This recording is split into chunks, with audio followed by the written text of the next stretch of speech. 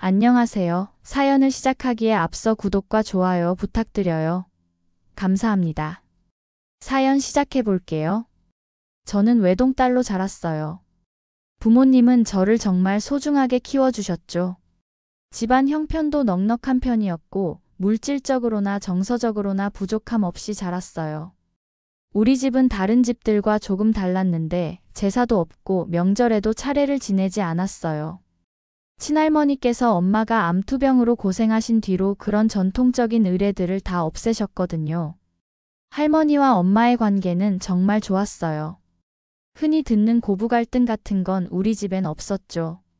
할머니는 며느리인 우리 엄마를 친딸처럼 아끼셨고, 엄마도 시어머니를 친어머니처럼 편하게 대하셨어요. 그런 화목한 가정에서 자란 저는 결혼이란 것도 당연히 그렇게 서로를 존중하고 배려하는 관계일 거라고 생각했어요. 엄마는 4년 전에 암 수술을 받으셨어요. 그때 정말 온 가족이 힘들었죠. 다행히 조기에 발견해서 수술이 잘 됐고 지금은 완전히 건강을 되찾으셨어요. 정기검진도 꾸준히 받고 계시고 건강관리에도 신경 쓰시면서 잘 지내고 계세요. 그 일이 있고 나서 우리 가족은 더욱 서로를 아끼게 됐고 함께하는 시간을 더 소중히 여기게 됐어요. 저는 좋은 대학을 나왔고 졸업 후에는 대기업에 취직했어요. 직장 생활도 나름 만족스러웠고 일에서 성취감도 느끼면서 지내고 있었죠. 그러던 중 회사 동료 한 명이 저한테 소개팅을 주선했어요. 괜찮은 사람이 있다면서 한번 만나보는 게 어떻겠냐고 하더라고요. 그때 만난 사람이 바로 제 예비 남편이었어요. 첫인상은 나쁘지 않았어요. 서글서글한 인상에 웃는 얼굴이 참 좋아 보였죠. 대화도 잘 통하는 것 같았고 배려심도 있어 보였어요. 그렇게 자연스럽게 연애가 시작됐어요. 처음엔 정말 좋았어요. 데이트도 즐거웠고 함께 있으면 편안했어요. 서로의 이야기를 들어주고 작은 것에도 웃으면서 시간을 보냈죠. 주말마다 만나서 영화도 보고 맛있는 음식도 먹으러 다녔어요. 그는 제 이야기를 잘 들어주는 사람이었고 저도 그의 이야기에 귀 기울였어요. 연애한 지 몇 개월이 지나고 서로 나이도 있다 보니 자연스럽게 결혼 이야기가 오갔어요. 둘 다 결혼을 전제로 만나고 있었으니까요. 저는 30을 넘긴 나이였고 그도 비슷한 나이였어요. 적당한 시기라고 생각했죠. 그래서 본격적으로 양가 부모님께 인사를 드리기 시작했어요. 먼저 예비 시어머니와 식사 자리를 가졌어요. 조용한 한 식당에서 만났는데 시어머니는 처음엔 차분한 인상이셨어요. 그런데 식사를 하면서 조금씩 이상한 느낌이 들기 시작했어요. 시어머니는 자기 아들 이야기를 정말 많이 하셨어요. 마치 자랑하듯이요. 아들이 얼마나 대단한지, 얼마나 훌륭한지 계속 말씀하시는 거예요. 우리 아들은 정말 귀한 아들이에요. 인물도 좋고 성격도 좋고 모난 데가 하나도 없어요. 그러시면서 제 눈을 똑바로 보시며 말씀하셨어요. 솔직히 우리 아들이 좀 아까운 감이 있긴 해요. 이런 남편감 흔치 않거든요. 그 말을 듣는 순간 기분이 좀 이상했어요. 제가 예비 남편한테 어울리지 않는다는 뜻인가 싶었거든요.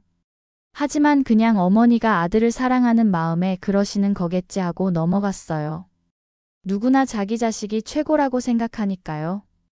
그 다음엔 예비 남편이 우리 부모님을 만나는 자리를 가졌어요.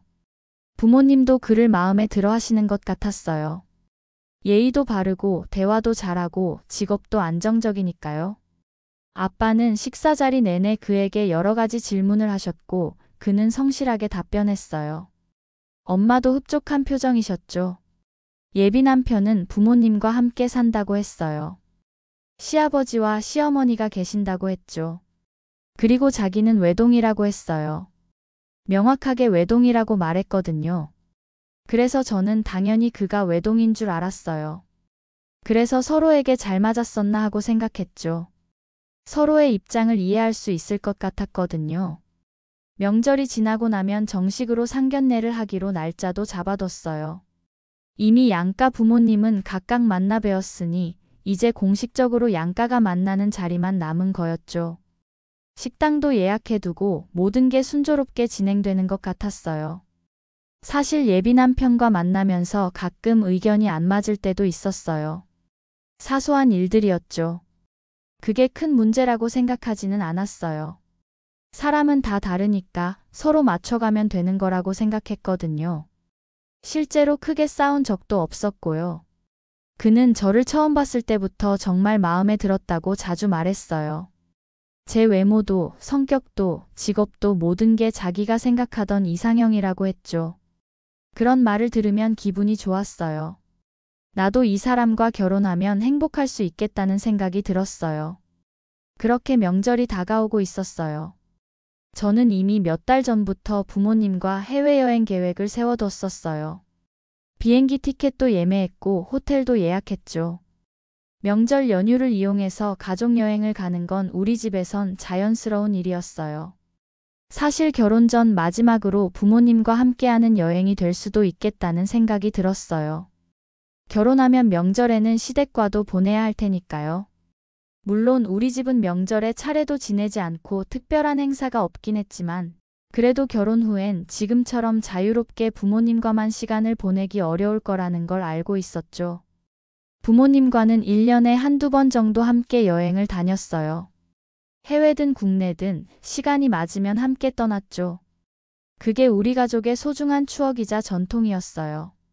엄마가 암 수술을 받은 이후로는 더욱더 이런 시간들이 소중하게 느껴졌어요.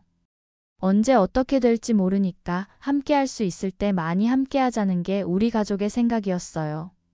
그렇게 명절 연휴를 일주일 정도 앞두고 있었는데 갑자기 카카오톡으로 메시지가 왔어요. 예비 시어머니한테서요. 처음엔 명절 인사라도 미리 하시는 건가 싶어서 별 생각 없이 메시지를 열었죠. 그런데 내용을 보고는 정말 눈을 의심했어요. 너무 어이가 없어서 메시지를 몇 번이나 다시 읽어봤어요.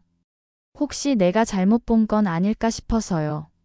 새아가 명절인데 사돈어른이랑 해외여행을 간다고? 결혼해서 이쁨 받고 싶으면 와서 음식 거들어야지. 앞으로 가족이 될 사이인데 미리 와서 다른 어른들한테 인사도 하고 식사도 하렴. 그래야 결혼해서 이쁨을 받는 거야. 처음엔 이게 무슨 말인가 싶었어요. 결혼도 아직 안 했는데 명절에 와서 음식을 만들라고요? 그것도 부모님과의 여행을 취소하고요? 도대체 무슨 생각으로 이런 메시지를 보내시는 건지 이해가 되지 않았어요. 게다가 이쁨 받고 싶으면이라는 표현이 특히 거슬렸어요. 마치 제가 시댁에 환심을 사기 위해 뭔가를 해야 한다는 식의 말투였죠. 결혼은 두 사람이 동등한 입장에서 만나는 건데 왜 저만 일방적으로 시댁의 이쁨을 받기 위해 노력해야 하는 건가요?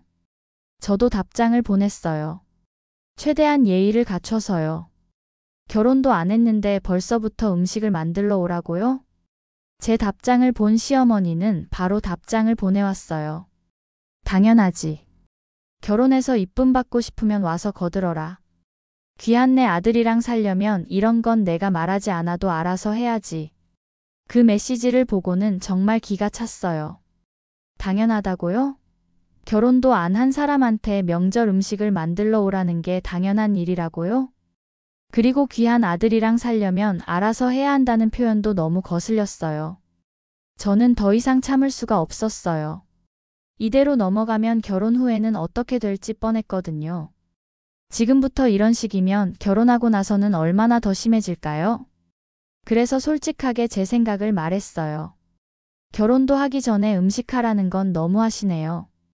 결혼하면 안 봐도 뻔하겠어요. 이 결혼 다시 생각해 볼게요. 메시지를 보내고 나니까 손이 떨렸어요. 하지만 후회는 되지 않았어요. 이건 분명히 잘못된 일이니까요. 그러자 곧바로 전화가 왔어요. 시어머니한테서요. 저는 받지 않았어요. 지금 전화를 받으면 감정적으로 대응할 것 같았고 그러고 싶지 않았거든요. 그런데 1시간 정도 지난 후에 예비 남편한테서 전화가 왔어요. 집 앞에 있다고 하더라고요. 갑작스러운 방문이었지만 어차피 이야기는 해야 할 것 같아서 나갔어요. 그는 어머니한테 얘기를 들었다면서 무슨 일이냐고 물었어요. 저는 그 메시지 내용을 다시 설명해 줬어요. 결혼도 안 했는데 명절에 와서 음식을 하라는 게 말이 되느냐고, 그것도 부모님과의 여행을 취소하고요. 그리고 이쁨 받으려면 당연히 그래야 한다는 표현이 이해가 가지 않는다고 했어요. 그런데 그의 반응은 제 예상과 달랐어요. 그는 진심으로 미안해하거나 어머니가 너무하셨다고 하는 대신 자기가 사실 장남이라서 어쩔 수 없다고 말하는 거예요. 장남이 명절에 집에 있어야 한다면서요. 그 순간 머릿속이 하얘졌어요. 장남이라고요? 외동이라고 분명히 말했는데 장남이라니요? 지금까지 한 번도 형제가 있다는 말을 한 적이 없었는데요. 그는 당황한 표정을 지으며 누나가 셋이나 있다고 하더라고요. 순간 모든 게 이해됐어요. 누나만 셋 있는 집안의 유일한 아들. 그 집안에서 얼마나 귀한 아들이었겠어요. 시어머니가 왜 그렇게 자기 아들이 대단하다고 아깝다고 했는지 이제야 알겠더라고요. 딸만 셋을 낳고 간신히 얻은 아들이었던 거죠. 그럼 넌 외동이 아니라 장남이잖아. 왜 외동이라고 했어? 누나가 셋이나 있으면서? 그는 말을 제대로 하지 못했어요. 뭔가 할 말이 없는 것 같았죠. 아마 나중에 말하려고 했던 것 같았어요. 관계가 깊어지면 어차피 알게 될 거니까요. 하지만 그건 정말 비겁한 거였어요. 어쨌든 나는 이 결혼 다시 생각해봐야겠어. 결혼도 전에 음식하라는 것도 웃긴데 이쁨 받고 싶으면 알아서 하라는 그 말이 더 어이없어. 그리고 상견례를 앞두고 이제 와서 장남이란 걸 말하는 것도 이상해. 외동이라고 분명히 말했잖아. 누나가 셋이나 있으면서 왜 외동이라고 한 거야? 제 말에 그는 당황한 표정을 지었어요. 꼭 그래야겠어? 명절인데 좀 와서 도우면 당연히 결혼하고 정말 이쁨 받는 거 아니야? 그 말을 듣는 순간 이 사람도 어머니와 똑같은 생각을 하고 있다는 걸 깨달았어요. 제가 시댁의 눈치를 보면서 그들의 환심을 사야 한다고 생각하는 거죠. 그렇게 생각하는 너가 제일 이상해. 결혼은 없던 걸로 하자. 제 말에 그는 화를 내기 시작했어요. 그런 말을 그렇게 쉽게 하냐면서 지금까지 만난 시간은 뭐냐면서요. 하지만 저는 마음이 변하지 않았어요. 오히려 그가 화를 내는 모습을 보니 더 확신이 들었죠. 이 사람과 결혼하면 안 되겠다고요. 그날 밤은 잠을 제대로 이루지 못했어요. 기대했던 결혼이 이렇게 끝날 줄은 몰랐거든요. 뭔가 허무하고 제가 한심했죠. 하지만 오히려 결혼 전에 이런 모습을 볼 수 있어서 다행이라는 생각이 들었어요. 다음 날 계획대로 부모님과 공항으로 향했어요. 부모님께는 예비 남편과의 일을 간단히 말씀드렸어요. 부모님은 제 결정을 지지해 주셨어요. 특히 엄마는 그런 집안이면 결혼해도 힘들었을 거라며 잘했다고 하셨죠. 공항으로 가는 길에 또 카카오톡 메시지가 왔어요. 예비 시어머니한테서요. 결국 간 거니? 난 네가 현명한 선택을 할 줄 알았는데 실망이구나. 정말 어이가 없었어요. 분명 이 결혼 다시 생각해보겠다고 했는데 현명한 선택이라니. 저는 명확하게 답장을 보냈어요. 아들한테 못 들으셨나 봐요. 저희 결혼 없던 걸로 하기로 했어요. 이제 이런 메시지 불편하니까 삼가해주세요. 그러자 또 전화가 왔어요. 물론 받지 않았죠.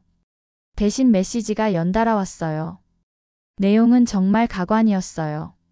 새파랗게 어린 것이 버릇없다느니 평생 이쁨 받기는 글렀다느니 온갖 막말이 다 적혀 있었어요. 저는 그 메시지들을 그냥 무시했어요. 답장할 가치도 없다고 생각했거든요. 여행은 정말 좋았어요. 부모님과 함께 아름다운 풍경도 보고 맛있는 음식도 먹고 여유로운 시간을 보냈어요. 특히 엄마가 정말 행복해 하셨어요.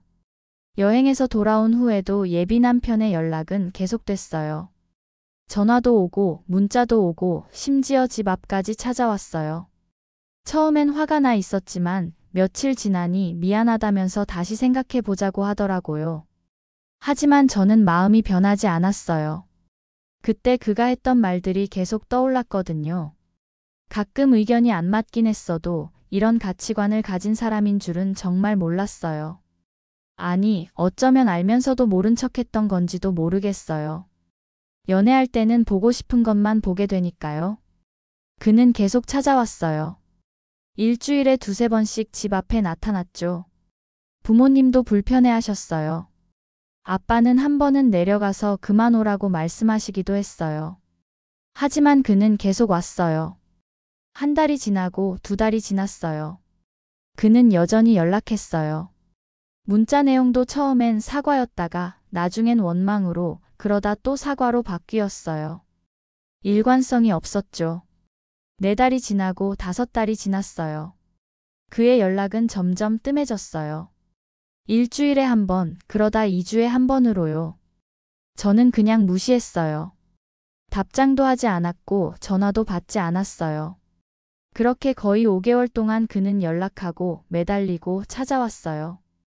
주변 사람들은 그 정성을 봐서 한 번 더 기회를 주는 게 어떻겠냐고 했지만 저는 단호했어요. 한 번 금이 간 신뢰는 다시 회복하기 어렵다는 걸 알았으니까요. 저는 일상으로 돌아갔어요. 직장 생활에 집중하고 친구들도 만나고 부모님과도 시간을 보냈어요. 생각보다 평온했어요. 몇 달 후 회사 동료한테서 재밌는 소식을 들었어요. 그 동료가 바로 저와 예비 남편을 소개시켜줬던 사람이었거든요. 그 동료가 제가 파혼했다는 걸 알고 미안해했었어요. 자기도 그런 사람인 줄은 몰랐다고 하더라고요. 그런데 예비 남편이 다른 여자를 만나기 시작했대요. 그리고 얼마 안 가서 결혼한다는 소식이 들렸어요. 솔직히 조금 놀랐어요. 그렇게 저한테 매달리더니 금방 다른 사람을 만나서 결혼까지 한다니요. 그런데 더 재밌는 일이 벌어졌어요. 몇 달 후에 또 그 동료한테서 들었는데 예비 남편이 또 파혼했대요. 결혼식 날짜도 다 잡아놓고요. 이유를 들어보니 웃음이 나왔어요. 그것도 명절 지나고 파혼이 됐대요. 구체적인 사정은 모르지만 아마 그 여자도 저와 비슷한 일을 겪었을 거라는 생각이 들었어요.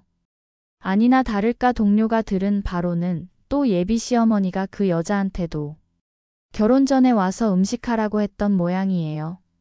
처음엔 거절하다 또 예비 남편이 부탁을 했나 봐요.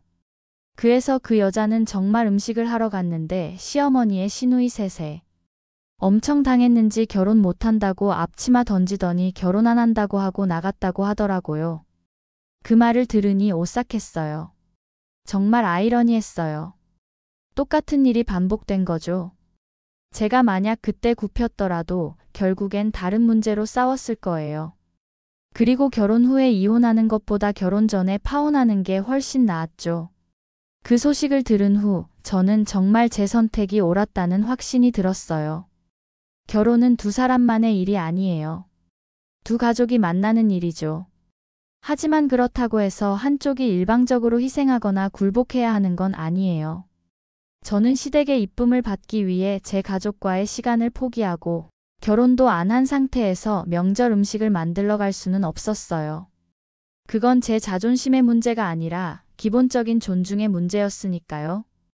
그리고 예비 남편이 장남이라는 사실을 숨긴 것도 큰 문제였어요. 그런 걸 속이고 숨겼다는 건 의도적이었다고 밖에 생각할 수 없었어요. 지금 생각해보면 그는 제가 장남이라는 걸 알면 부담스러워할까봐 일부러 말하지 않았던 것 같아요. 어느 정도 관계가 깊어지고 나면 말하려고 했던 거겠죠. 하지만 그건 잘못된 생각이었어요. 그런 사실은 처음부터 솔직하게 말했어야 했어요. 저는 운이 좋았던 것 같아요. 결혼 전에 그 사람의 그리고 그 가족의 진짜 모습을 볼 수 있었으니까요. 만약 결혼하고 나서 알았다면 정말 힘들었을 거예요. 누구나 단점은 있어요. 완벽한 사람은 없죠. 하지만 상대방과 그 가족을 존중하는 마음, 그건 단점이 아니라 기본이에요. 그 기본조차 안 되는 사람과는 함께할 수 없어요. 마지막으로 하고 싶은 말이 있어요. 만약 지금 비슷한 상황에 있는 분이 계시다면 용기를 내시라고 말하고 싶어요. 잘못된 관계를 끝내는 건 실패가 아니에요. 오히려 더 나은 미래를 위한 현명한 선택이에요. 그리고 기억하세요. 여러분은 누군가의 이쁨을 받기 위해 존재하는 게 아니에요. 여러분 자체로 충분히 소중하고 존중받아야 할 존재예요. 그걸 인정해주지 않는 사람이나 가족과는 함께할 필요가 없어요. 제 긴 이야기를 끝까지 들어주셔서 감사합니다. 구독과 좋아요, 알림 설정까지 잊지 마세요.